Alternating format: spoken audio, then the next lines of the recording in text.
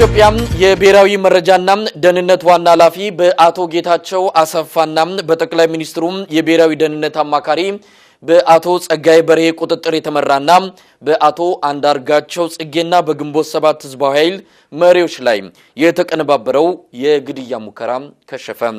ከግንቦት ሰባት ህዝባዊ ኃይል ከኤርትራ ለኢሳት የደረሰው መረጃ እንዳመለከተው ለግድያ የተላከው ሙሉ ቀን መስፍን የተባለው ግለሰብ በትላንትናው ዕለት በቁጥጥር ስር የዋለ ሲሆን በየደረጃው ከሚገኙ የደህንነት ኃላፊዎች ጋር በስልክ ሲያደርግ የነበረው የመልእክት ልውውጥም በህዝባዊ ኃይሉ የመረጃ ክፍል ሲቀዳ ቆይቷል።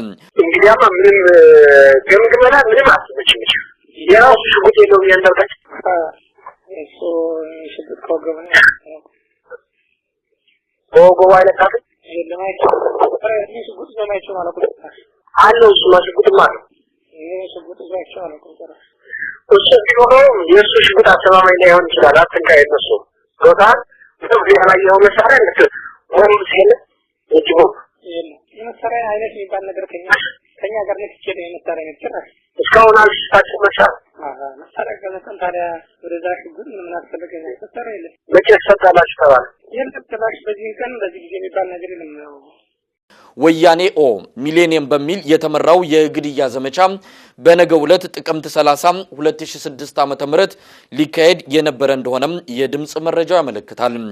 የግንቦት ሰባት ህዝባዊ ኃይል ሰራዊት የምረቃ በዓል በነገው ዕለት የሚካሄድ መሆኑንም መነሻ በማድረግ በዕለቱ በግንቦት ሰባት ህዝባዊ ኃይል መሪዎችንና የኤርትራ ባለስልጣናትን ለመግደል የታቀደው ዘመቻ ከመነሻው ክትትል ሲደረግበት ቆይቶ ፍጻሜው ዋዜማ ላይ ሲደርስ ሙሉ ቀን መስፍን የተባለውን ለግድያ የተላከውን ግለሰብ ህዝባዊ ኃይሉ በቁጥጥር ስር በማድረግ ወያኔ ሚሌኒየም የተባለውን ኦፕሬሽን መክሸፉን ይፋ አድርጓል። ትንሽ የሚያስቸግሩ ነገሮች አሉ። ምክንያቱም ከሱ ጋር የተነጋገርካቸው አሉና በባለፈው እኛም መተን ነበር ወደዛና አንድ ላይ ሆነን ነበርና አልተገናኘንም። የሀገሪቱ የጠቅላይ ሚኒስትሩ አማካሪ መጥቶ ነበር አንተ ሊያገኝ ማለት ነው። ስለዚህ ሊያገኝ ይችላል እዛ ይኖራል አሁን